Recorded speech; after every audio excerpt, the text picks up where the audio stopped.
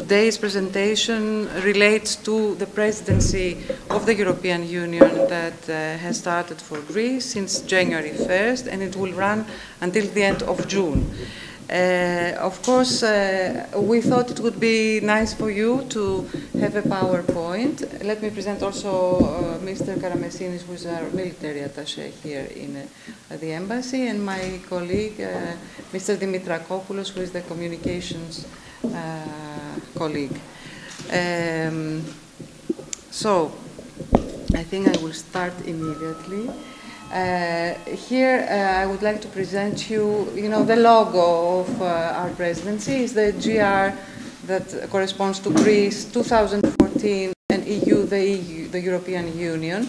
And you see a small boat, that is sailing. Why? Because Greece, as you know, is a maritime country. We are very much connected to the sea. So we would also like, during our presidency, to promote the unity that the sea corresponds. It unites people, it unites countries, and that's how we see the relationship also between Jordan and Greece. We're in the same region, in southeastern Mediterranean. We're very close, 1 hour and 50 minutes flight from here, and we are very close as people. We understand each other very well since the antiquity, and there's a lot of proof here in Jordan of that. So, we can start with our PowerPoint. Mary, come please and sit. Ms. Ioannidou is our cultural attaché. She's, I think some of you know her very well. So, from January to June 2014, the Hellenic Republic is undertaking its 5th presidency of the European Union since its accession to the then European communities back in 1981. So it's for the 5th time that we are undertaking this endeavor. We held previously the presidency in 1983, in 1988, in 1994, and 2003. You see the period from 1st of January to the 30th June of 2014. And as you know, the first 6 months of 2014 are very important for Greece. Why? Because we are a member state of the European Union and of the Eurozone, which after a very deep recession is emerging from the economic crisis and heading towards real recovery. Through the sacrifices of the Greek people, we have achieved the best structural, that is to say cyclically adjusted, primary surplus in the Eurozone this year, that is 6% of GDP. Welcome. The Greek government has successfully put the economic adjustment program back on track by accelerating fiscal consolidation, improving competitiveness, and undertaking remarkable structural reforms in a wide range of areas. We have made key achievements, if I may say, in privatizations and structural reforms in almost all sectors, pensions and labor market, public administration, and healthcare. And we are very optimistic, if I may say, that the 6 months of our presidency will coincide with our turnaround, our exit from the memorandum of the IMF, of the Troika that all of you know, and the recovery of the Greece's real economy. However, this does not mean that the crisis in Greece and in Europe, because it's not a crisis that corresponds only to our country, is over. Unemployment remains unacceptably high, especially among the young. It has reached, I can say, 60%, who, battered by the crisis, are very much battered, and in the midst of a rising wave of Euroscepticism, are seeking a new narrative that reasserts the fundamental principles and values that have enabled the European project to thrive over the years. So, it is in this challenging political landscape that our presidency is starting, is unfolding, just 4 months before the European elections, because in May 2014 we have the European elections, and at the very moment when we must launch the great debate on the future of Europe. Because you have to think that the European Union is comprised of countries that not very far away in the past were in war among them, but now we are cooperating. And I believe that this is a very good example also for the region of West Asia, where Jordan belongs to. That you can overcome the differences, and peacefully and with regional cooperation you can, have peace and development. This is the message of Europe towards West Asia countries. So the presidency priorities, there are 4 priorities, as you see, in order to respond effectively to the crisis that we undergo as Greece and as Europe, and the growing Euroscepticism that I referred to. Our presidency will promote policies and priorities dictated by the needs of the citizens of the Union, all the European citizens. These are 4 major areas: growth and job creation. You read and you understand that the problems that you face here in Jordan are very similar, because what the Jordanian citizens are asking for, the same thing. EU and Eurozone integration, to cooperate more closely between the countries. Borders, mobility and migration. This is a huge problem for us, especially for Greece, that we have the outside borders of the European Union, and we receive a lot of pressure from illegal migration, because we're not talking about mobility. For mobility, we're going to talk later, we're very much informed. And integrated EU maritime policy, EU comprehensive maritime policy, as we say. We are a country with many islands, we are surrounded by sea, so we want to promote the possibilities that sea opens to us. So let me go in one by one of in these priorities. I will start with growth and job creation. Our first priority is that of all European peoples and countries, growth and job creation for all of us, not only for Greece.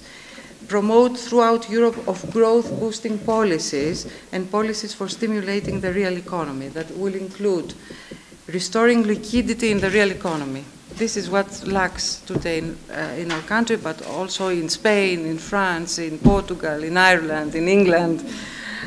Particularly for small and medium enterprises that create new jobs. I think that rings a bell also for Jordan. You see how similar things are. Policies that strengthen the competitiveness of Europe's real economy. Policies that promote innovation, transport, shipping, and tourism.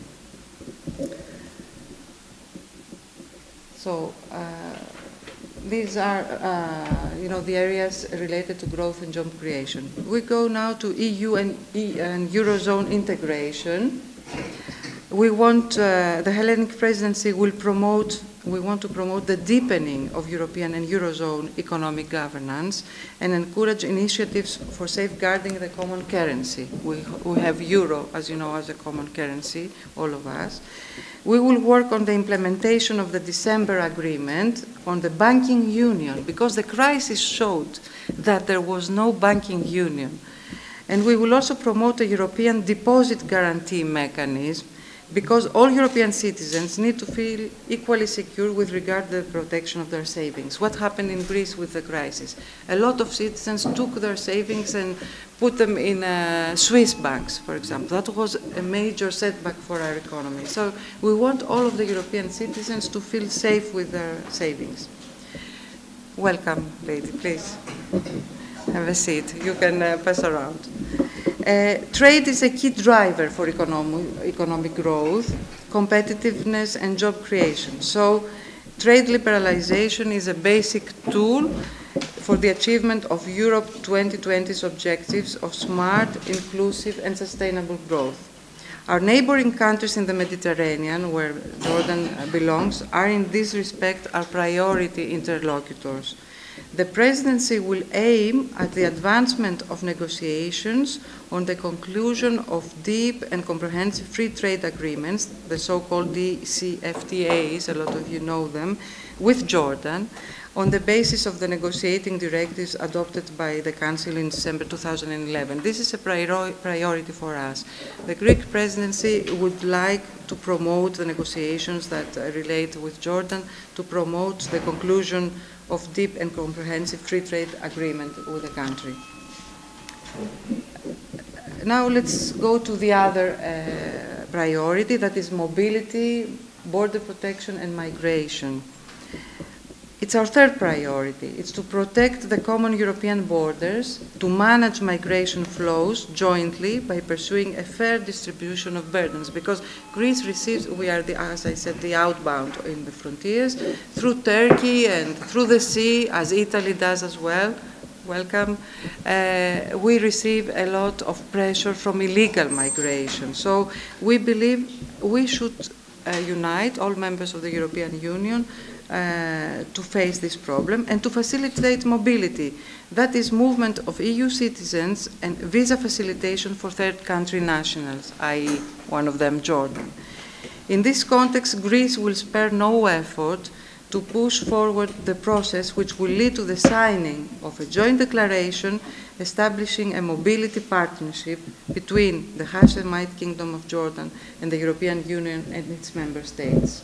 This is basic for us, and I can tell you that in cooperation with the Ministry of Foreign Affairs of the Hashemite Kingdom, we have already arrived to the text. We have agreed the text for raising the visas for the diplomatic passports.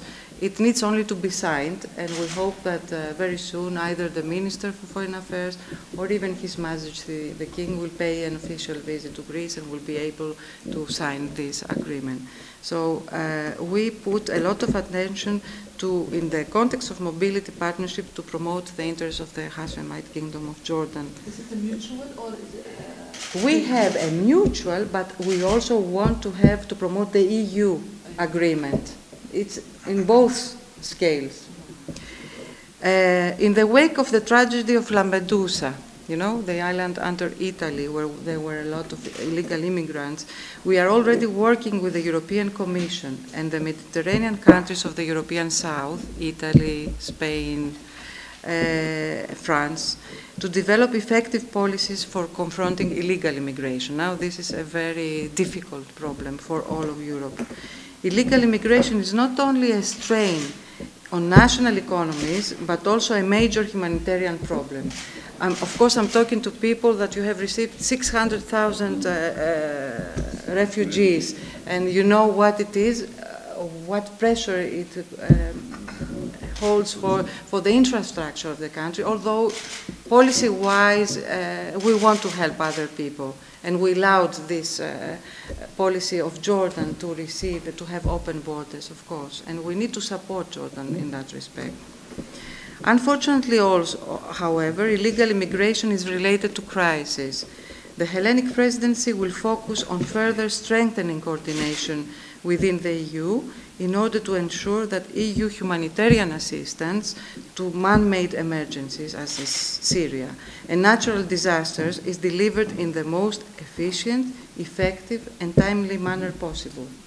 As you know, Europe gives a very high percentage of aid, humanitarian aid to Jordan. So we want to support that to continue and to come efficiently, effectively, to have a timely, to be on time, to help Jordan on time. We will further promote the linkages between humanitarian and development assistance, because now we enter the third year, for example, of the Syrian crisis. The host communities are facing the strain. Jordan needs to promote its developmental aspect of the assistance.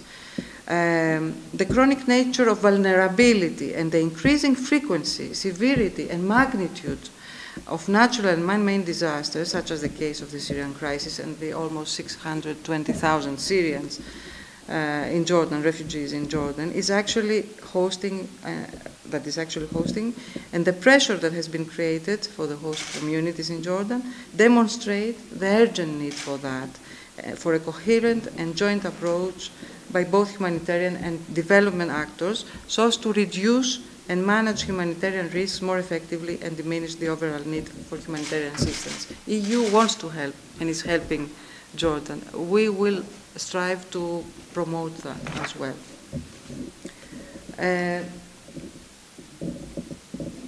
The focus on the Mediterranean, the European South, Adriatic, Ionian Micro-Region Initiative. The Hellenic presidency in the first half of 2014 will be followed, I think we can go, we'll wait, will followed by the Italian presidency, you know, after us, Italy will take over from July to December 2014. So the two EU countries, Greece and Italy, which are countries of the South, are in close coordination. 2014, therefore, will be a year for Mediterranean presidencies, shifting the focus to the Mediterranean and to the south of Europe. In this context, bearing in mind the excellent political relations between Greece and Jordan, recalling that the European Union recognizes Jordan as a Mediterranean partner country and welcomes its cooperation with the European institutions, noting also that the EU and Jordan agreed in the framework of European Neighbourhood Policy, the ENP, to conclude intensified political, economic and cultural relations. And also considering the desire of Greece to contribute to the successful implementation of the reform process Jordan has undertaken, aiming at enhancing EU and Jordan cooperation, as well as to support Jordan's socio-economic development, Greece will spare no effort to promote Jordanian interests in the European fora. This is the message to the Jordanian citizens, that Greece pays a lot of attention to Jordan. We want to be your voice in the European Union. We believe that such a cooperation will have a direct impact on the EU, since the developments taking place in Jordan and the rest of the countries of its southern neighborhood are not strictly regional, but they have implications of strategic importance for the broader Euro-Mediterranean space in economic, i.e. trade, energy, migration, in political, security and stability. If Jordan is not secure, Greece cannot be secure as well. And social, human rights, gender, culture, and youth reforms. We pay a lot of attention to that. We are very close, we are very interrelated, so we want to promote that. So given the complex and fragile situation in the West Asia and North Africa region, Greece will seek to, at the very least, maintain the current distribution of funding between the two dimensions of ENP in the initial allocations for the next programming period. We don't want to hear in the EU that we face internal economic problems, so we cut down on the funding towards our neighbors, the European neighborhood neighbors. We want to keep the same amount of money that will flow to the region and especially to Jordan. So any decrease in funding for southern Mediterranean partner countries would be perceived, in our view, as a change in EU policy towards our southern neighbors and would be in contradiction with the relevant commitments taken 2 years ago. So we want to keep the same amount of money flowing. It remains also essential that funding decisions continue to be primarily based on objective criteria and that some form of fixed range defines the percentage of European Neighbourhood Instrument bilateral funding. I mean, each country is considered on its own. There are certain criteria. We want to keep the same thing.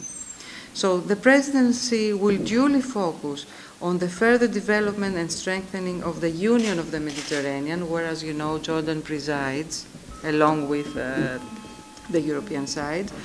It is the objective of Greece to see this unique and inclusive forum to act as a catalyst for democratic, for a democratic change. So now let me go to a horizontal priority, that is the integrated EU maritime policy.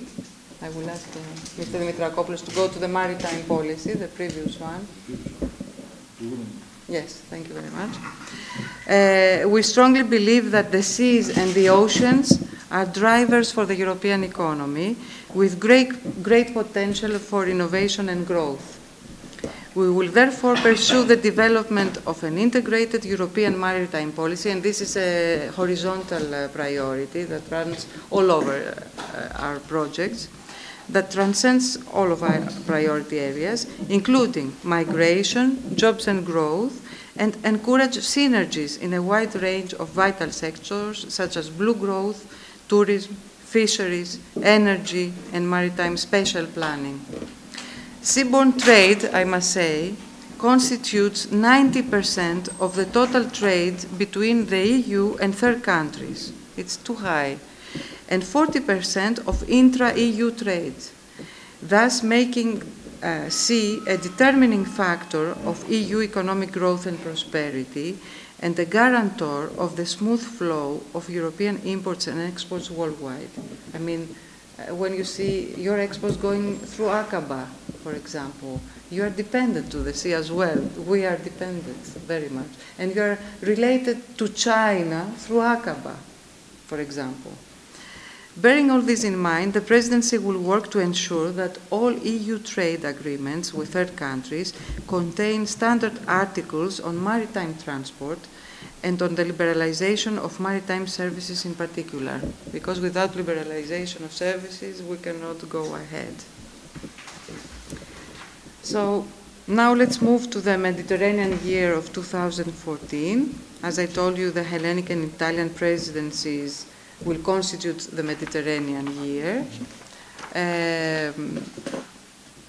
We hope to see a transition and socio-economic development in the wider area of the Mediterranean through the consistent implementation of concrete projects, bringing tangible benefits for the peoples of Jordan and the wider region. We belong to the same region, and we strive for promoting the exchanges in all fields. Now let's go to the presidency motto. This is our presidency motto. It's Europe, our common quest.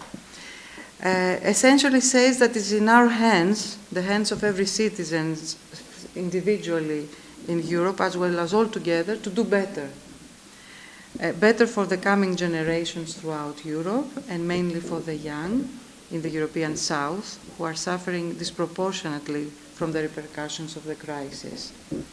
Because Europe is everything we aspire to in terms of notions and principles: democracy, culture, tolerance, rule of law, social state, and prosperity. These are the principles that Europe is trying to promote and share with all our neighbors and immediate neighbors in the southeast Mediterranean.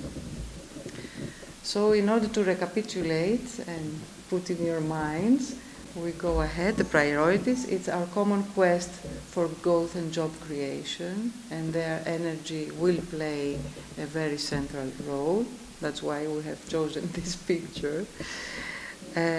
We go to the next.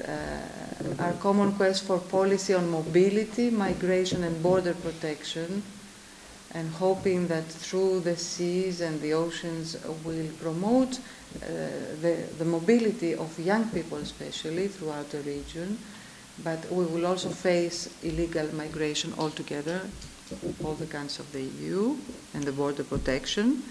Then we go to the third priority for EU and Eurozone integration. Here you see the European Parliament. Our Prime Minister was there yesterday presenting the priorities that I'm presenting to you today. We want to have a common, since we were young, at least our generation here, we wanted to have a common parliament, and I hope that this will also one day become the situation here also for West Asia countries. And then our common quest for an integrated EU maritime policy. As you know, Greece is the #1 country in shipping. So we want, through the EU policies, to promote this interest of us, of trade through shipping. #1, you mean in Europe or all over the world, worldwide. Ship owners and shipping, Greek ship owners are the first.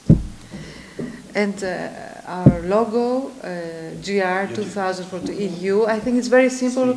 It's our color, the blue color. You see our flag is blue and white.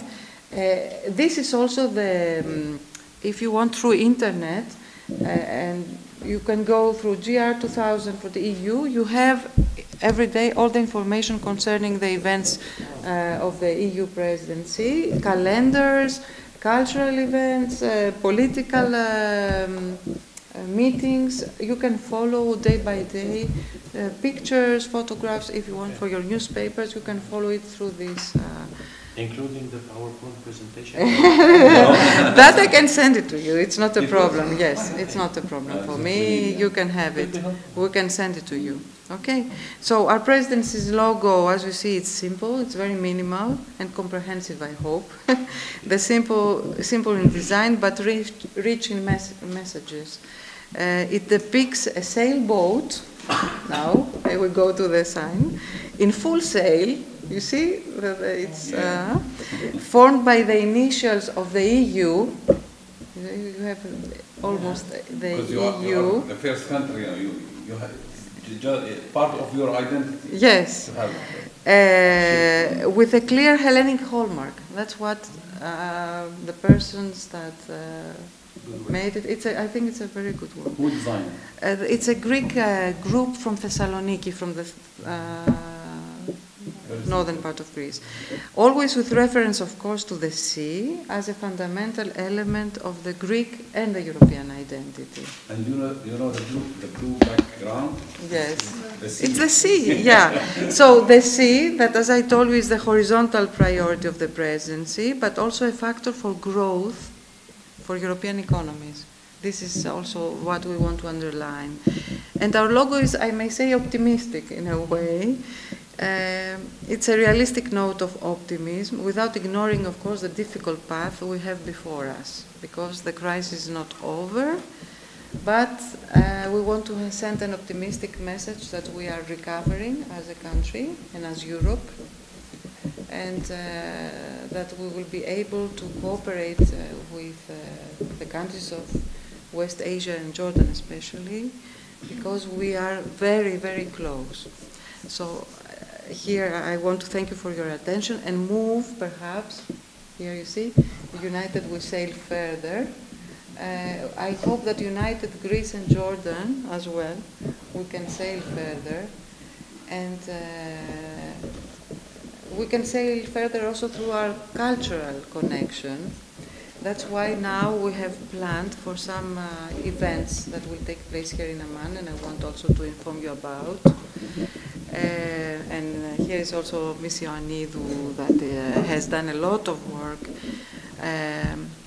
in very close cooperation with the mayor of Amman, Mr. Beltaji, Akil Beltaji, under whose patronage the cultural events will take place. We will start with a concert on the 23rd of January. It will take place in the King Hussein Cultural Center at 8:30 in the evening. Yeah, thank you very much. We can give you also the invitation. It will be free for the public, and it will be a concert by the music ensemble Enchordes. Enchordes in ancient Greek, if I may say, means in strings. So it's a group that will bring music of the Mediterranean to the Ammanis and beyond. I hope that other people from outside Amman will be able to come and join us.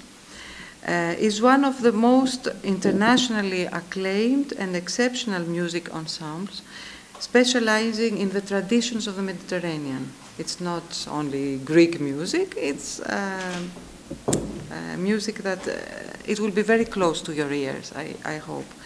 Its presence on stage is always accompanied with a wide and unique repertoire, mixed with compositions both from the past and the contemporary time, maintaining, however, the originality and the timeless of the old, as well as the intimacy of today's trends.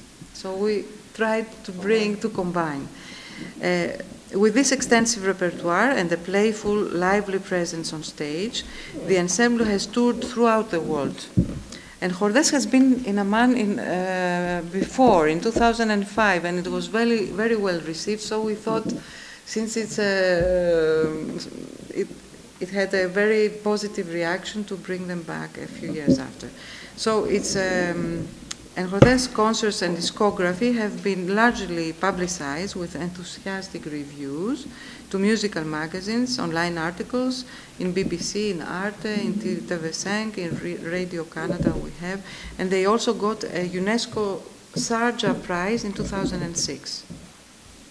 I mean, it's a group that we paid a lot of attention when we were to choose, and we ended with that. So I want also, with this occasion, to thank the mayor of Amman and all his colleagues for their support to offer us for free the King Hussein Cultural Center, and I hope it will be a success. This is the first cultural event that we will hold. The second will follow 1st of March, again under the patronage of the mayor of Amman. We will have a photographic exhibition related to the Jordanian Decapolis, you know, the ancient site of Jordan. A Greek photographer, Mr. Kourakis, also from Thessaloniki, and I will explain to you why we have chosen people from Thessaloniki, is going to come here along with the president of the Museum of Thessaloniki and the president of the Museum of Vergina, that relate to Alexander the Great mostly, to the history of Alexander the Great, will come, and along with the photographic exhibition will also hold some presentations, lectures, where they will underline the fact of this ancient relationship between Greece and Jordan. I hope it will be of interest for you to come and hear. Again, it will be free, and I would like to see a lot of young Jordanians to come and follow these events, because I want again to, when I arrived last January, everyone I was meeting at the age of 50 to 70, they used to say to me, we know Greece, we used to spend our vacation to Greece every year, but after the Schengen visas were put and the prices of the ticket, the flight ticket, that it's unfortunately very high, and I'm striving to put it, to make the Royal Jordanian that is monopolizing the line to put it down. They have stopped going to Greece, and they prefer Egypt, Turkey, other areas. I want to send a message that we see the world from the same point of view.